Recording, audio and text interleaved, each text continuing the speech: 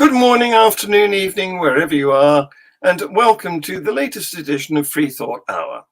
And welcome to my co-host, Tercia. How the devil are you, Tercia? John, I am here. We still have a president, unlike certain other countries in the world, who is leaderless, rudderless at the moment. Honestly, And yes. we've had our load shedding for tonight. Oh, So, good. Mm, yes. So, all here. Bob is doing well. Bob is still alive. Bob is had a good. nail cut this afternoon. So, doing well. Thanks. Excellent. Good. Well, we're having a revolving door fitted to number 10 Downing Street because obviously every few minutes, it's like musical chairs. They put up another person in there and eventually it'll come to my turn. So I'm looking forward to that. Oh, that's good. Okay. Can I attend your Christmas party? Definitely, yes. Yes. Yes, Well, I there's only saw that. there's only something like 40 million adults to go through before it gets to me. Yes, well, at the rate it's going now, it might be sooner than you think. Yeah, could be. What a Mm. mess. Hey, what a terrible mess. It's embarrassing. And it's ruining our reputation. I mean, once upon a time, we ruled the waves and we ruled a third of the world. And, I wouldn't say we did it in the nicest possible way, but that was a reputation. And still when I was a young person at school many years ago, I looked at an atlas and most of it was pink, which designated the empire. And that's all gone, and now we're a laughing stock. Ridiculous, eh? Well, yeah, I mentioned to you on Twitter that I'm listening to Plato's The Later. Republic. Yes. Yeah, Plato's Republic, because I have to confess that though I'm a massive proponent of a classical education, Mm. I'm also honest enough to say that I've read about the Republic and I've read about the great philosophers, but I Yes. have to be honest with myself, and I find reading them very difficult, Yes. Yes. which doesn't mean to say one doesn't have to, but fortunately these days um, we You can have listen. I can Mm. listen, and I find that quite a lot easier. And Mm. one of Doesn't the doesn't it make you fall asleep though? it depends. Sometimes nothing makes me fall asleep. I have trouble. I have trouble with insomnia, so no, it doesn't. But talk about democracy, and I know I have been criticized because I have publicly stated that, in my opinion, the best form of government is a benign Oh yes. autocracy. So I have been criticized for that, Yes. and Mm. I will own it. I maintain that that is probably the best method, with the proviso that I'm not sure that we have the correct benign person to be the No. dictator yet, which Yes. means that of all the broken political systems, democracy is still the least worst. Well, yes, and of course that's exactly what Churchill said, that Mhm. that no government system is perfect, and as you expressed it, democracy is the least imperfect, if you like. But this is the reason why I'm a monarchist, or I'm in favour of a head of state who hasn't had to scramble up a greasy pole, because what we want as a head of state. I'm not a royalist, I don't care what their soap opera of a life is doing. Not interested in that at all. But I think that somebody who's inherited the position, they don't come with the ambition. I mean, they were born into it. There's no ambition to get there. So it's not a personal striving activity for them. So they haven't hurt anybody on the way up, as it were. They've got no necessarily bad reputation from that aspect of their life. And I think you want somebody who resembles some sort of altruistic perfection to be your head of state. And you're not going to get that person by fishing in the pond of politicians, are you? Nope. There's enough research that indicates that the type of personality that gets to the top of big organizations has decidedly narcissistic and sociopathic tendencies, Exactly. which I think is one of the problems of democracy. Yes. And perhaps that is something that needs to be addressed. And then, of course, the other thing that needs to be addressed is the general level of education and understanding of the voter. Yes. Because do we get the governments we deserve? Do voters get the governments they deserve? That's another well-known saying, isn't it? But the trouble is that most people are not politically interested. They've got other things to do in their lives. So why should they be expected to be good choosers? They're more interested in football or whatever their particular favorite thing is. Yeah. But there's also the point of view that I think it's called the Peter Principle, that he says that anybody who rises through a hierarchy, they get promoted because at this level they've shown themselves to be good. So they go up to that level, okay? And they keep going up the ladder, up the rungs, until they reach a level where they are incompetent. And that's where they stay. And if the recent events of what's been going on here in the UK hasn't shown that, I don't know what will. We have, it'd be lovely if we had somebody in the position of Prime Minister who had a brain cell. Well, yeah, I think it's not one of the requirements, because it seems that, well, let's not get into the definition of smart, because that's a whole nother kettle of fish in itself. But John, are we flying by the seats of our pants tonight? Should we enlighten our audience? What are we going to do? Do you think we should confess? Well, through no fault of our own, as far as we can establish, is that. Yeah. Well, as the audience may have gathered, our guest Barry Desborough hasn't turned up yet, so I don't know what's gone on there, because I communicated with him in the middle of the week, showing him his poster, which he approved, and then we agreed to share it everywhere. But I haven't heard anything from him today. So when was that? That was Tuesday, and again, I think Thursday. So, but today there's a resounding silence from Barry. He said he's had a lot of distractions, so I don't know what's gone on, but I'm afraid he's not picked up my calls to him. So we may very well be flying by the seat of our pants, or he may turn up later. Who knows?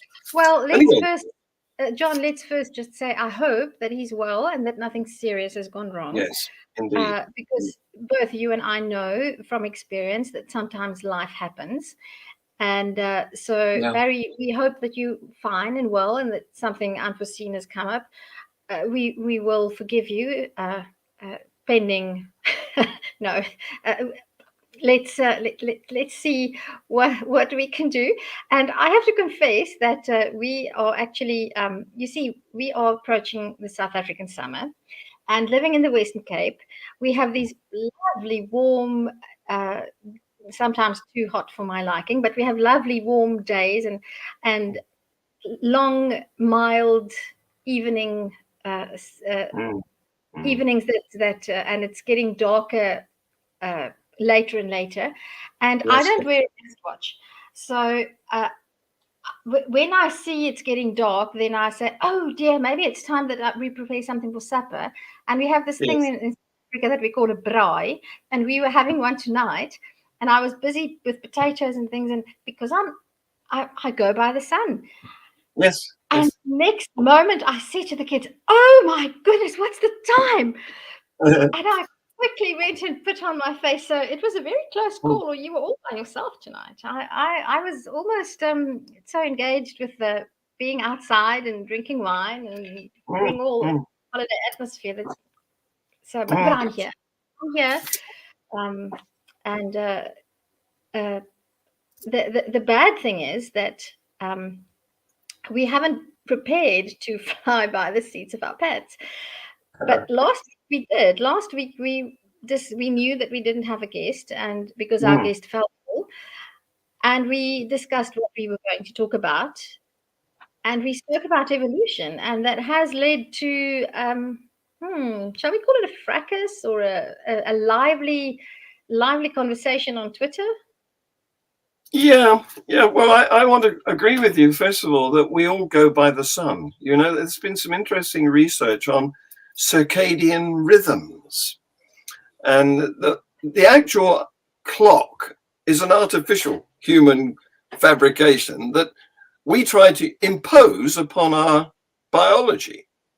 And the recent research, and I happened to listen to one of Jim Al-Khalili's wonderful half-hour shows on Radio 4, which was about this, only this week, because it's been recently discovered that not only do we have a circadian rhythm, but we have other rhythms that are driven by the cycle of the moon, for example.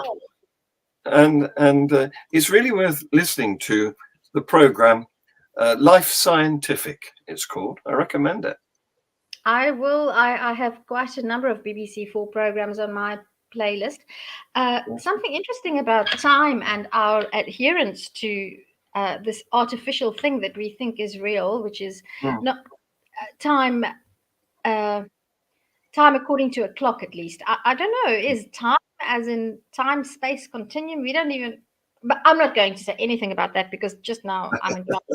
So let me just keep my mouth shut now. But I wonder how many people realize that the concept of a mechanical watch or a clock is actually, in terms of our history, it's a very recent development. It is. Yes, and indeed. I mean, the first John Harrison clock. It's such a recent development, and in a very short space of time, it has become the ruler of our lives, and it's completely artificial. And on that note, anybody who's interested, Dava Sobel wrote a fantastic book about longitude. So any readers, please, I found that an amazing book.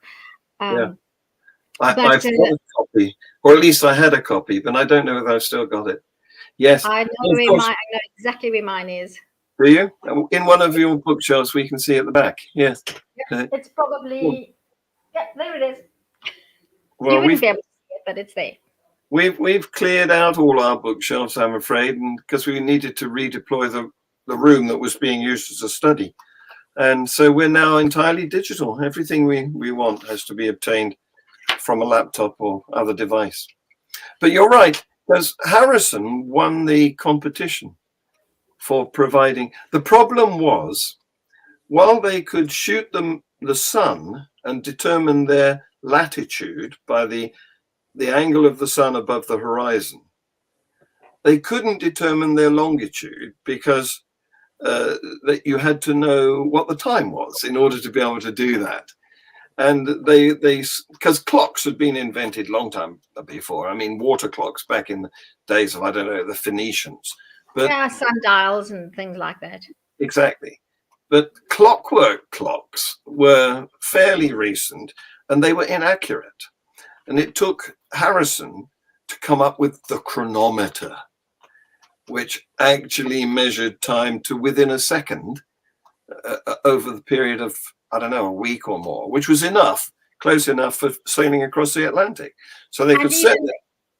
Even more important differently than just the accuracy over time was building something that was accurate regardless of the moisture content in the air and Exactly. the moving of a ship Yes. and The also constant temperature. temperature. Yes, yes, indeed. Yes, Yeah. yes. Wonderful job he did. And So, then it took him almost a lifetime to fight to get the prize money because the astronomer, was it masculine? The astronomer royal at the time was a chap, was it, I think he was called masculine, and could have it been. almost destroyed poor Harrison. And I think he only Yes, got the money towards the end of his life. yes, yes, you're right. Yes, it's a story that's well worth investigating. So, Very. one of the things that came up in social media this week was choice, because somebody asserted that you can't choose your religion.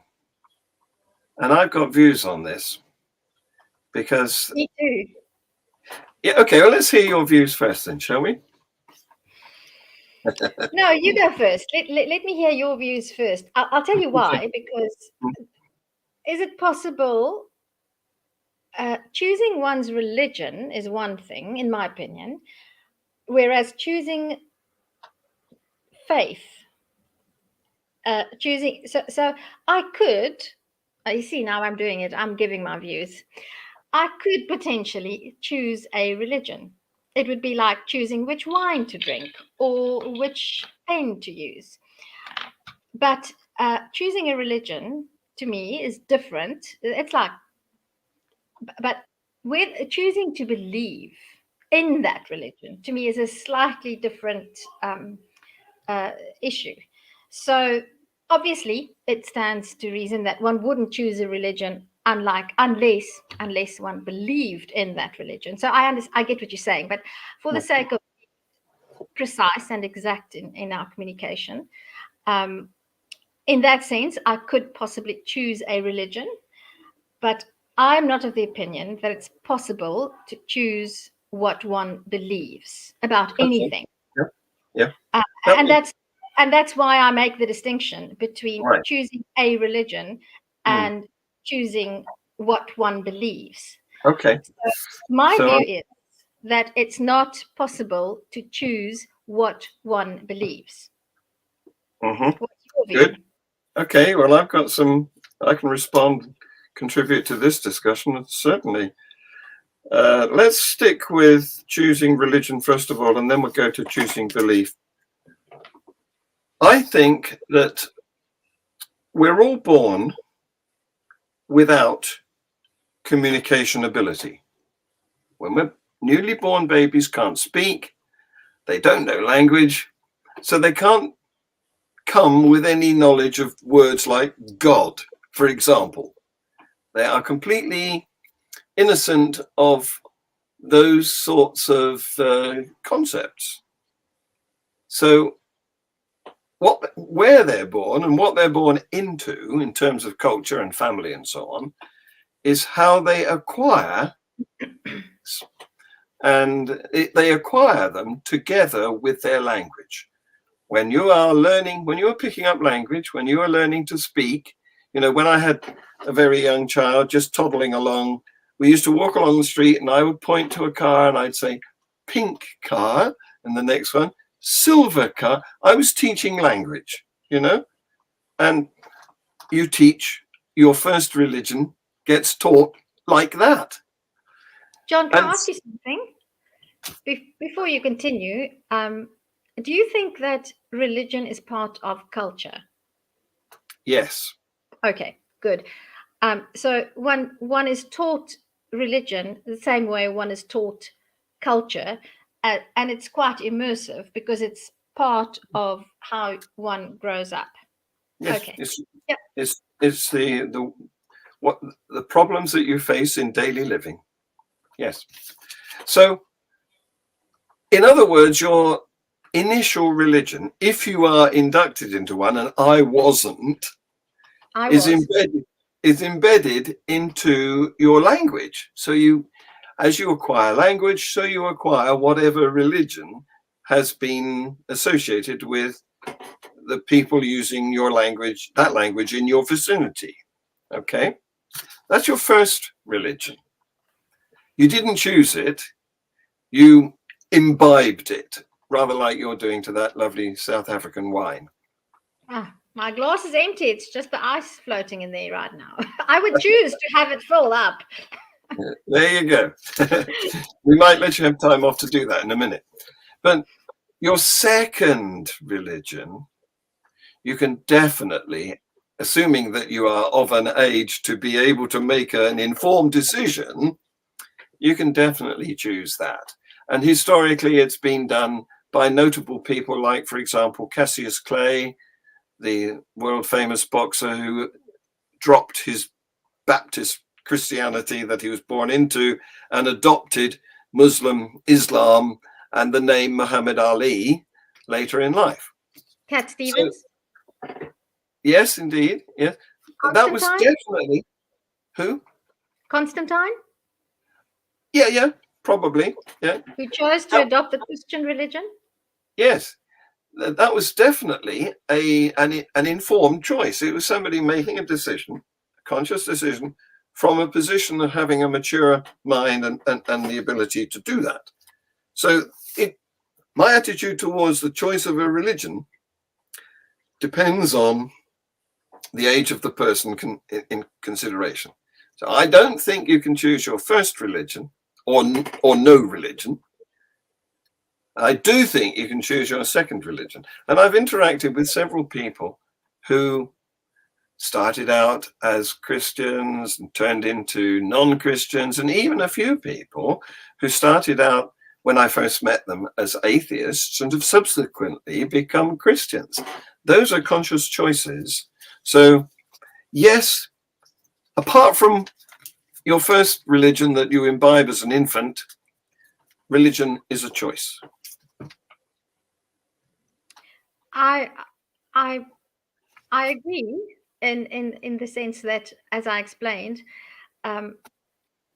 whether or not to have a religion, if you are, is a choice to begin with.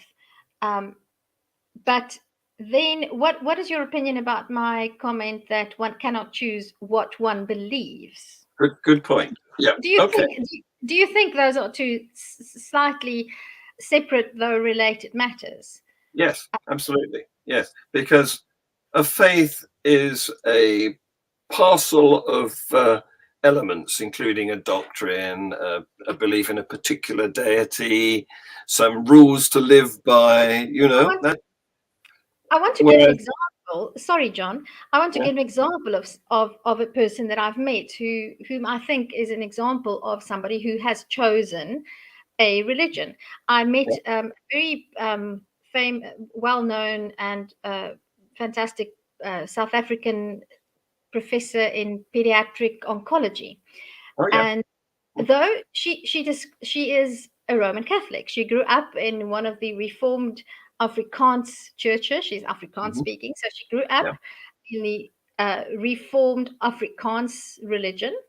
She has subsequently chosen to be Roman Catholic. And as for her belief, though, she says that she possibly believes in some form of deistic type of supernatural, but definitely not the God even taught by Roman Catholicism. But she sees herself, she identifies as Roman Catholic because she enjoys the ritual, she enjoys going to church, she enjoys the community, and that is definitely a choice that one can make. And I can see an an atheist making the choice to be a Roman Catholic or a Jew, because a religion is, I don't know if it's more shallow or deeper. I think it's more superficial than and superficial is not meant as in a cheap or easy, but I can choose to adhere to the rituals and practices of Roman Catholicism. Without having even a belief in God. It would be unusual. because most people who choose to be religious and adhere to the rules of a religion probably believe in the tenets of that religion, but I can see one not having to do that. So let's get into that. Do you think it's possible that one believes? Well, yeah, let's pick what you've just said a bit, because we are social animals, and so we like companionship. We, in fact, compared to other social animals, we like to get together into bigger groups than most of them. I mean, apart from flocks of birds that can number thousands and all fly together in amazing coordination. If you look at the mammals, it's rare for mammals to group together in more than a nuclear family of about 7 individuals, or a little tribe of, I think probably the chimpanzees might do this and have more remote family members in their group. But humans like to be in bigger groups than most other organisms. We like each other quite a lot, and we want to socialize together. So, and that's a secret weapon that religions take advantage of. They provide entertainment, a room that people can congregate in, and fellowship, basically, so that, and that seems to be an attraction even for people who don't really believe in the tenets of the religion. Fine, go ahead, feel free. But let's take a look at belief. I think the problem with it is it's got 2 meanings. We can use belief to mean merely accepting a proposition as true. Like, for example, I know that if I jump out of this window, I know what's going to happen, because I accept the truth of the force of gravity, and, because the evidence is pretty strong. But also, you can use belief for things that are utterly dubious. For example, I might say that I believe Dobbin is going to win the 330. I've got no evidence for that. It's just that I've looked down the list of runners and put my pin in against the name, closed my eyes and stuck my pin in, and it came up as Dobbin, the horse that's running. And I've decided to put my money on him and believe in his likely success. Yeah, go and get a refill. I'll carry on rambling for the moment while you're gone.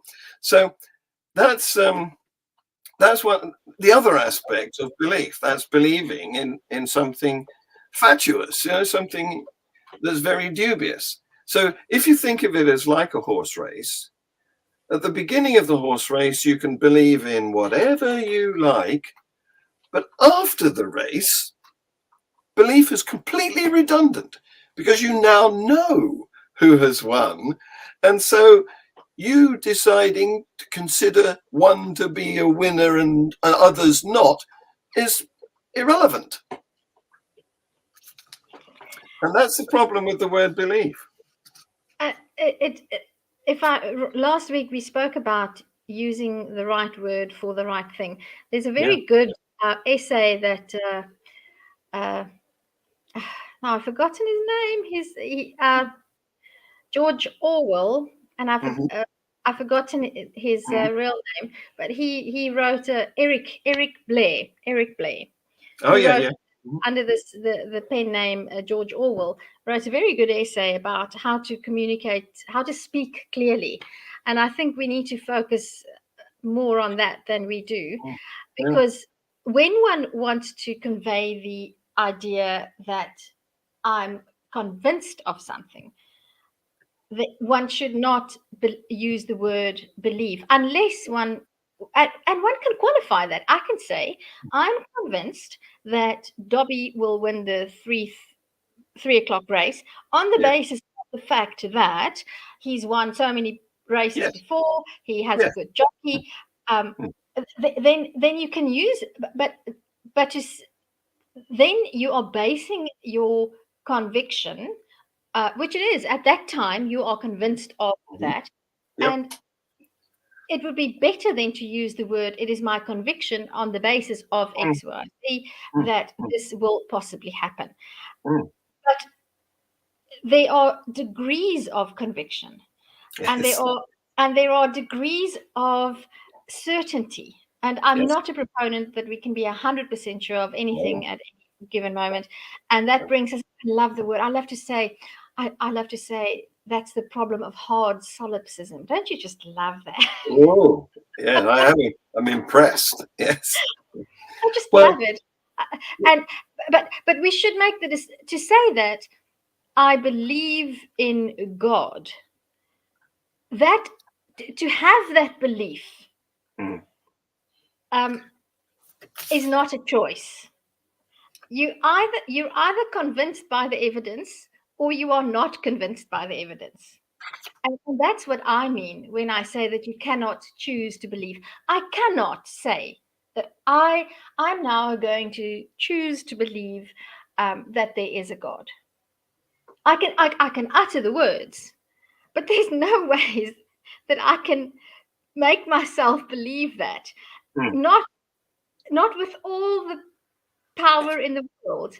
And if we can just accept that, and as an atheist, I find that people will often say, "Oh, but you were never a true believer," because if you're okay. a deep, Well, if you're a before you raise too many points, I'd like to respond to some of these that you brought up here, because this is where I don't think the word belief is very useful. I think we're giving it far too much value.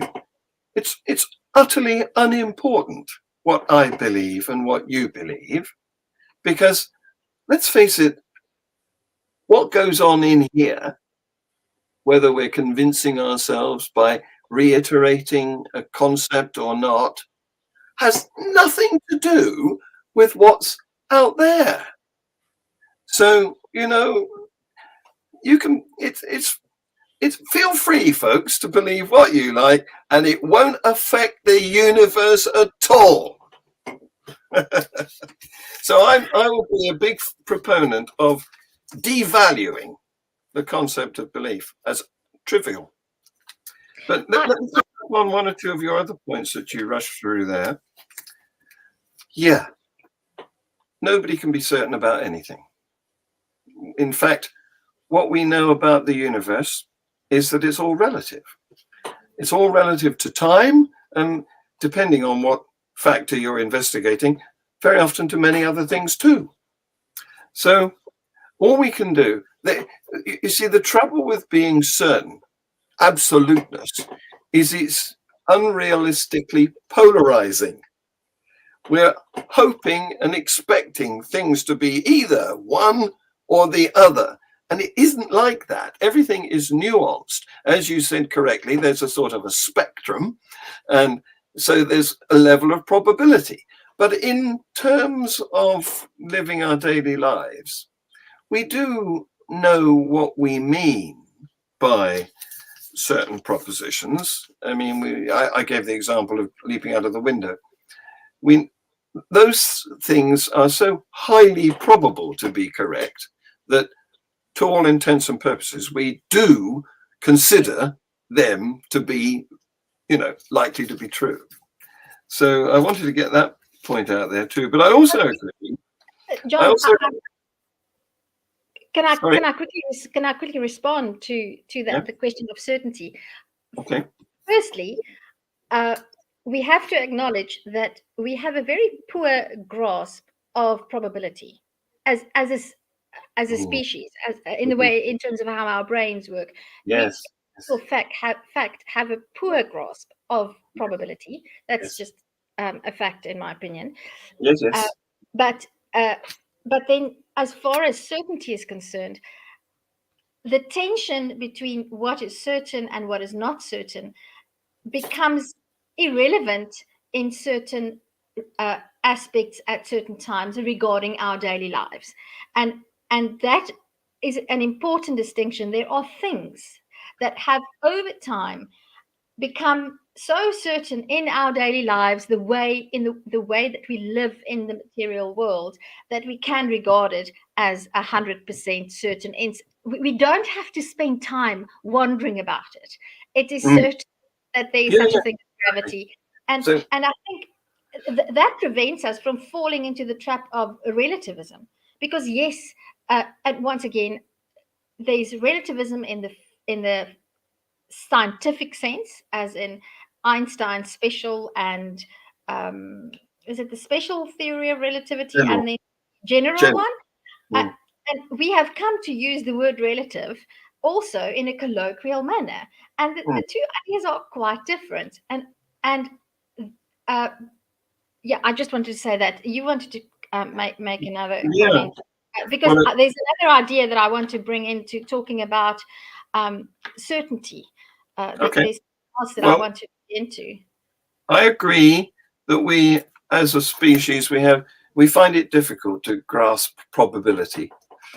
I mean, if we were as a species any good at statistics, there would be no betting shops. There would be Wa- no. Wagering wouldn't be a business, because when I see a betting shop, it annoys me when I'm in the local one stop and there's somebody buying those cards, that you pay money and you might win something cards. I forget what they're called, but Lottery. yeah, those things. And it delays the queue because they're going through buying one, and they're rubbish. I mean, if they were a product, you could expect to get something, but most of the time you're just pouring your money down the drain, and the only person who's making money is the owner of the lottery business. And what makes it worse in this country is that's the state. There's a state-sponsored lottery. I disagree with it. We're taking money off the statistically ignorant on false pretenses. Yep. Sorry, I'm having a rant. I get you. I'm with you there. Mm. So yeah, we find it's a struggle, but we have got. I'm fishing for a statistician. In fact, it's you, I think, who've I offered us. have one. I have Yes, one. yes, I have one, and he's yes. willing to talk to us. I Great, just have, great. yes, Yeah. yes, and just on that note, to for our audience sake, he Mm. has done extensive work for the United Nations all over the world, Mm. and his particular focus is transport and logistics. Great. So Pin him to a date. We'll have him. we'll And while we're talking yep, about that, while we're talking about the calendar, Linda, who couldn't make it last week, who phoned in sick last week, is recovering, and she has agreed to be our guest a week today, next fantastic. Saturday. Yeah, I will have taken the kids to France for 5 days in between now and then. So we get back on Friday. So I shall be looking forward to meeting with Linda on Saturday. And she's got a very interesting life and story to tell. As you know, we try to get interesting people to talk to on our show. And I'll talk to anybody, I'm not proud. So Thanks for that. To anybody. no, you're one of the special ones. Otherwise, you wouldn't be a co-host. But I wanted, on the subject of belief, I accept what you're saying about not being able to force yourself to believe something, because if you turn that on its head, there's no way that I could force myself to disbelieve certain things that I know and accept to be highly probable to be correct. I couldn't disbelieve. I'd be mad if I disbelieved that I'd fall if I jumped out of this window and expected to float upwards. And so yes, there is an element there of not being able to force yourself against your will to believe or disbelieve something. But why is that? I contend it is because you've got criteria. You have got standards that you impose upon propositions that enable you to choose, we're back to choice, whether to believe them or not. And those, I think, and I've heard Lawrence Krauss saying words to this effect. I think that those standards must be based in science. I think that what gives us the security of considering something to be true is if it has been repeatedly shown to be the case. And everything else we should be doubtful of. I'm thinking. Yeah, I can hear the cogs whirring. Yeah, I'm thinking. I'm trying to. Yes, in principle, I could agree with that, and We may not know we're doing it. We may not think I'm behaving scientifically now, but we're doing it naturally. but I don't think that we actually. I don't think. I think that most of the time we don't employ the right criteria. Well, a lot of people indeed don't. Yes. I think most people, because if it Yes. comes to something like, for example, religious belief, I have had many people tell me that the reason I believe in God is because I've seen miracles. I've seen God work. And yes. Well, the thing you're delving into here is that we can all select our own criteria, and some of us have higher standards than others. And some people, it's not even about having standards.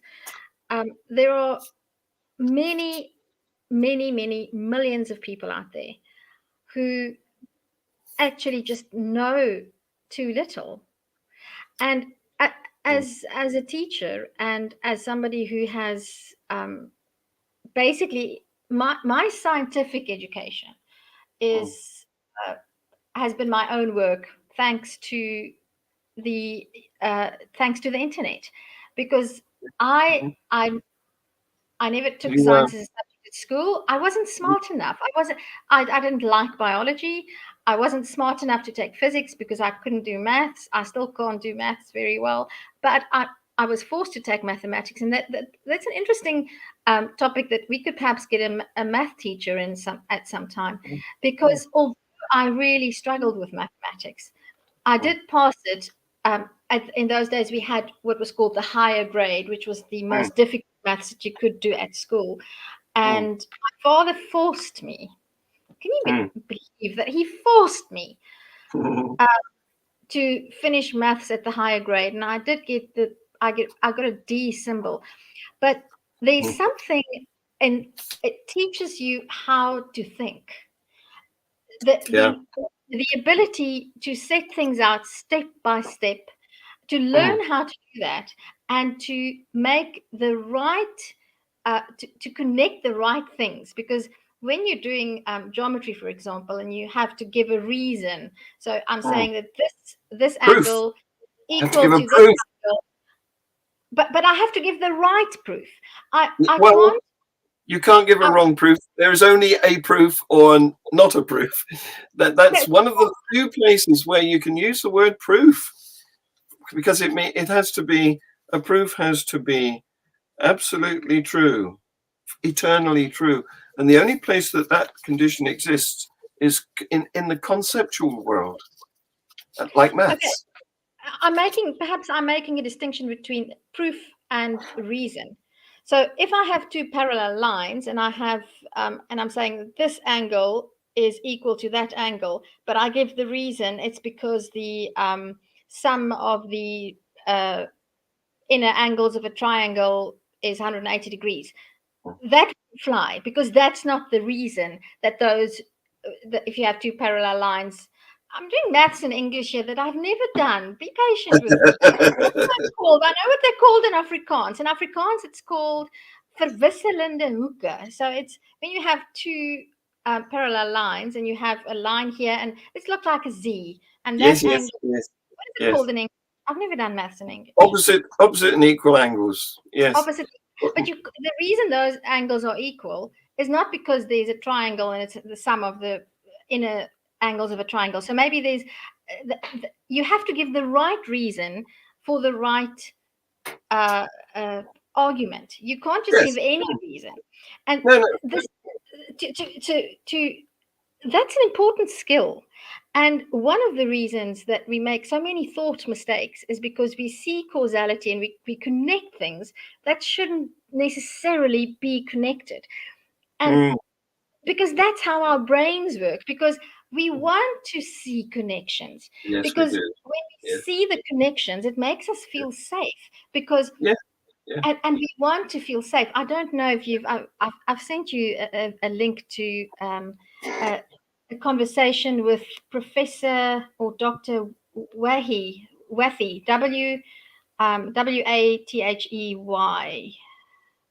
He has Mm. done extensive work on why we believe in God, why we want to believe in God. Uh-huh. I must um, Well, yeah, I can't. illusion, I, the illusion of God's presence. John C. Wathey, Wathey. Can I okay. post that in the chat? Message it to me, please. Yeah. I'm But going to. while you're doing that, I want to respond to some more things you've said, because yes, you came up through the humanities side of education, but I think that's not necessarily indicative of any particular deficits, because we change. You may not have been ready for science at that age, in the same way that, I don't know, I wasn't ready for French, for example. I studied a foreign language. I didn't do well at it because I was lucky. I was born speaking, I wasn't born, but I lived in an English speaking country, and English is the lingua franca. So there's very little incentive for us to learn a foreign language. So, but now my son's in France and I've got to visit France, and I've perceived the need to learn some French, and I'm doing very badly at it. Anyway, the thing is that we come to different things at different times of our lives. I used to think that history was boring, but now, I've got my own history and I want to see how it dovetails into all of the national history, the world history, and so on and so forth. So, and I don't think it's any indication of um, any failure on your part, or come to Well, that I on did my. pass. I did pass mathematics. Well, yes, yes. But I have to. I still. I don't think I can do maths even now. Yes, But I have developed, thanks to the storytelling behind science, because science is a story. I've it is. developed a great interest in Yes, the history of science, and yes. it's helped me a lot in developing as an individual. Although I still wouldn't be able to do any uh, physics calculations, most probably, or with great difficulty. But Well, that's fortunately, we have calculators for that. Which reminds me, child's joke. How do you count cows? uh, 1 liter at a time. No, it's with a calculator.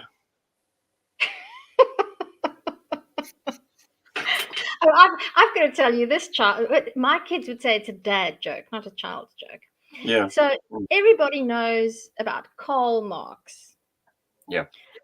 But he has a much more famous sister who was a very good athlete. In fact, her name is still called into remembrance every time there's a race. Mm-hmm. Anya Marx. Oh, Anya. Yes, yes. Yes. That well-known celebrity runner. Yes, absolutely. Well, Absolutely, absolutely. I think our conversation's degenerated somewhat. Is it a sign? John, I just have to say one more thing about on the topic of choosing to believe or not. Go ahead. As somebody who grew up religious, who was inducted, very much indoctrinated, I'd say, into Yeah. a religious belief, I believed in God. And at the time of being a Christian, Mm. I was firmly convinced that there Yeah. was a. I spoke to him. I I had experiences of him, although I have to confess that I was never one of those. I never spoke in tongues. I wasn't baptized as an adult, and there would be those who would say that because of those things lacking, I never was a Christian. But as far as I can say, looking back, at that time, I was convinced that I believed in God.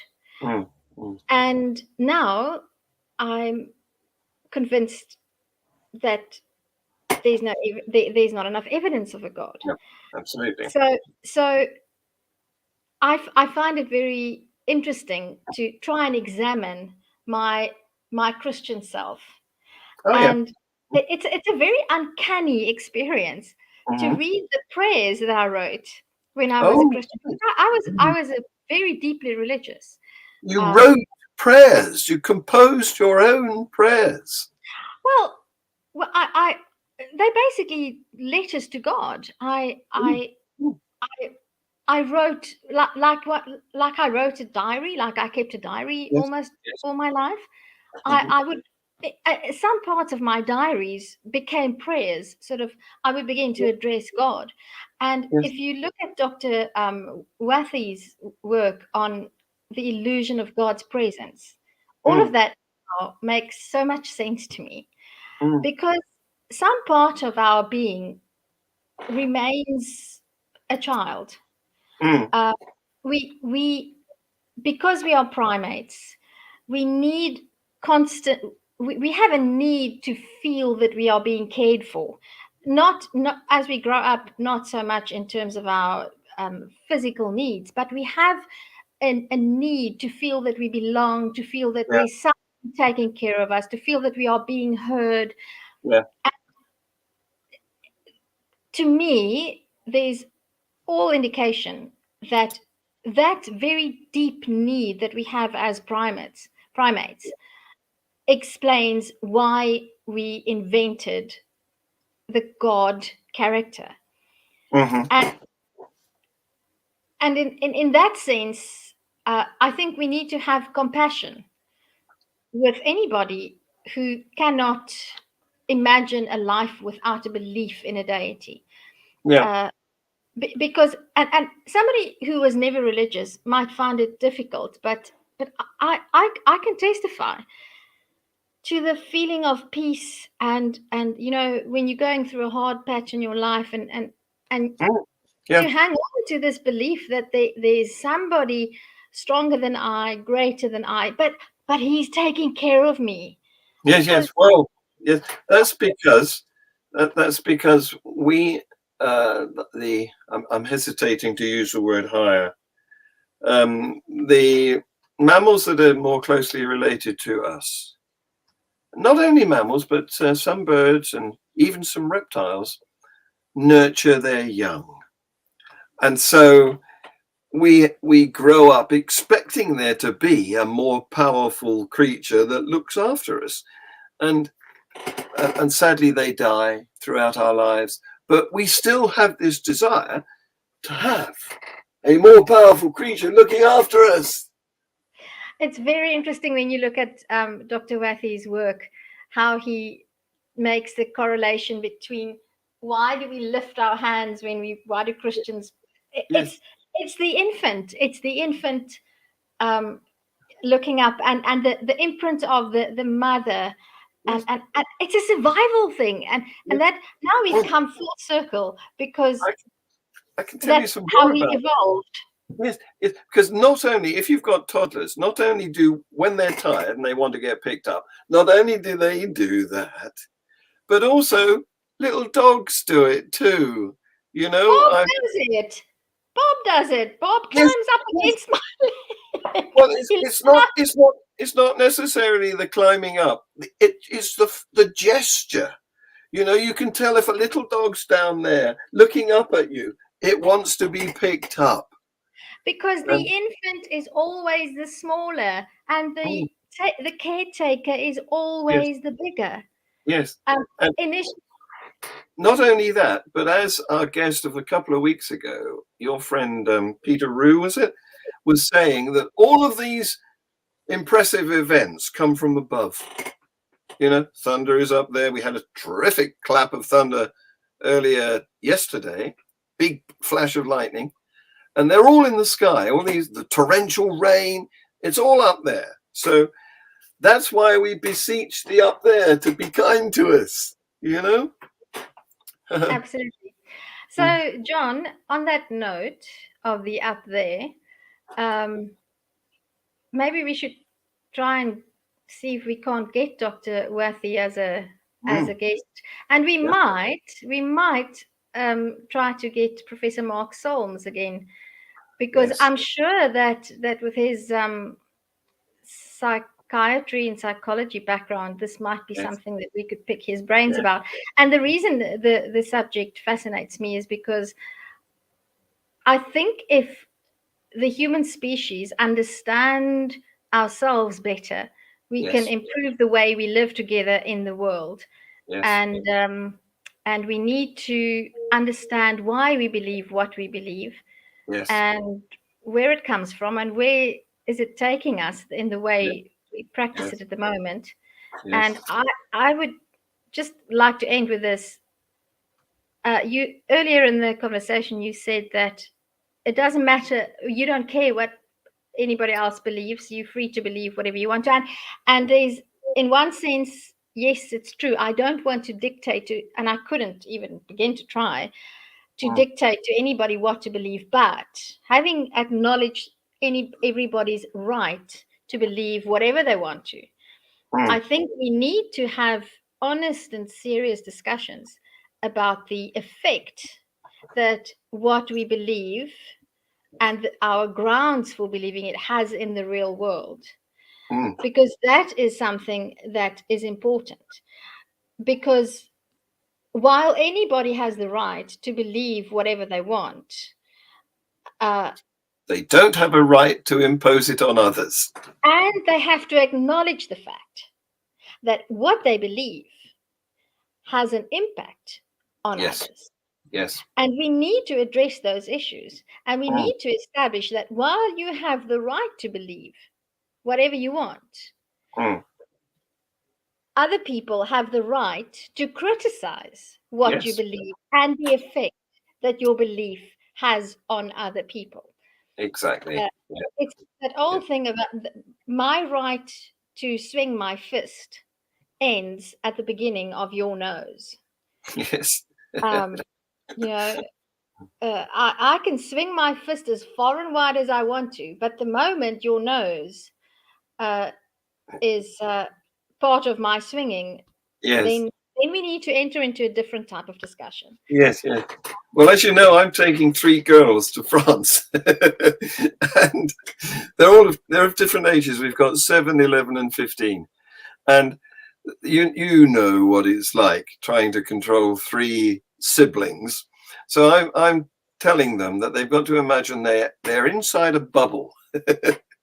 They've got this around them, and that they mustn't poke into another person's bubble. Keep your fingers out of my bubble. I wish you all the best. We'll speak tomorrow night, and then I'll say a prayer for you. Maybe you need divine intervention on this trip. Yes, I probably do. Well, I'll let you know. I'll let you know how it goes on. You know, sometimes I get stopped when I'm doing this because the customs look at me on my own, no woman, with children, and they think I'm a kidnapper. So I have to say, look, phone their mother and get. She knows about this, and she's agreed. She's paid for it, in fact, you know. But the thing I want to say to these people at the border is, would anyone in their right mind try and take 3 children away on their own? Well, it might just be the solution to your troubles, John. So when you get to the customs and they say, where's this man, single elderly gentleman going with 3 girls, and you can say, would you like any of them? You can have them from us. They're going very cheap. Tertia, we've had fun as usual. So I'm just going to thank you very much and thank everybody watching. That'll be in the future because we haven't actually been attracting a huge audience tonight. So I'm going to say, watch us next week when it really will be Linda. Fingers crossed. Linda's recovered. And Yes. I hope that Barry is well, and maybe next time. John, it was lovely talking to you. I am going to fill up my wine glass Good and idea. have some braaivleis. Ooh. Whatever that is. Bye bye.